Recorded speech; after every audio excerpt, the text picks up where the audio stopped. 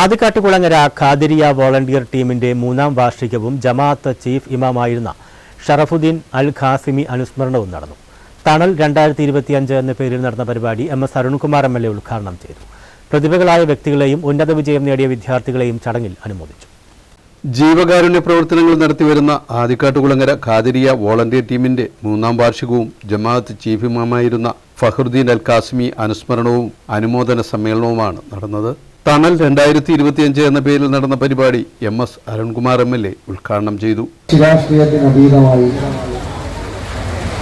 മതങ്ങൾക്കതീതമായി പ്രവർത്തിക്കാൻ ഖാദിരിയ വോളണ്ടിയർ ടീമിന് കഴിയുന്നു എന്നുള്ളത് ഒരു ജനപ്രതിനിധി എന്നുള്ള നിലയിൽ വളരെ സന്തോഷകരമാണ്. അവരുടെ പ്രവർത്തനങ്ങൾ ഹൃദയം നിറഞ്ഞ് അഭിനന്ദിക്കാൻ ഈ അവസരം ഞാൻ ഉപയോഗിക്കുകയാണ്.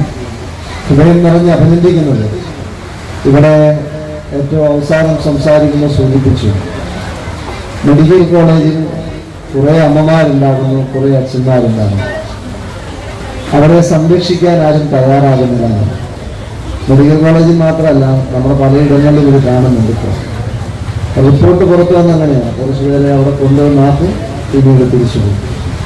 വിവിധ മേഖലകളിൽ വ്യക്തിമുദ്ര പതിപ്പിച്ച പ്രതിഭകളെ എം.എൽ.എ. അനുമോദിച്ചു. SSLC +2 പരീക്ഷകളിൽ ഉന്നത വിജയം നേടിയ വിദ്യാർത്ഥികളെയും ചടങ്ങിൽ അനുമോദിച്ചു.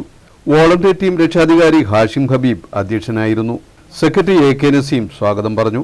ആദിക്കാട്ടുകുളങ്ങര മുസ്ലിം ജമാഅത്ത് അസിസ്റ്റന്റ് ഇമാം അർഷുദ്ദീൻ മൗലവി അനുഗ്രഹ പ്രഭാഷണവും പ്രഭാഷകൻ ഹരി പത്തനാപുരം ബോധവൽക്കരണ ക്ലാസും നടത്തി. ഗ്രാമപഞ്ചായത്ത് പ്രസിഡന്റ് B. വിനോദ്, ജമാഅത്ത് പ്രസിഡന്റ് സജീവ് പൈനുമൂട്ടിൽ എന്നിവർ വിദ്യാർത്ഥികളെ അനുമോദിച്ചു. Treasurer J. റഷീദ് റിപ്പോർട്ട് അവതരണവും പ്രസിഡന്റ് H. നൌഷാദ് നയപ്രഖ്യാപനവും നടത്തി. പഞ്ചായത്ത് അംഗങ്ങളായ M. ബൈജു, ഷീജ ഷാജി, രാഷ്ട്രീയ പാർട്ടി പ്രതിനിധികൾ, സംഘടനാ ഭാരവാഹികൾ, ജമാഅത്ത് ഭാരവാഹികൾ തുടങ്ങിയവർ പ്രസംഗിച്ചു. തുടർന്ന് സൂഫി മദ്ഹ് ഖവാലി സദസ്സും ദുആ മജ്ലിസും നടന്നു. News bureau, Charummood.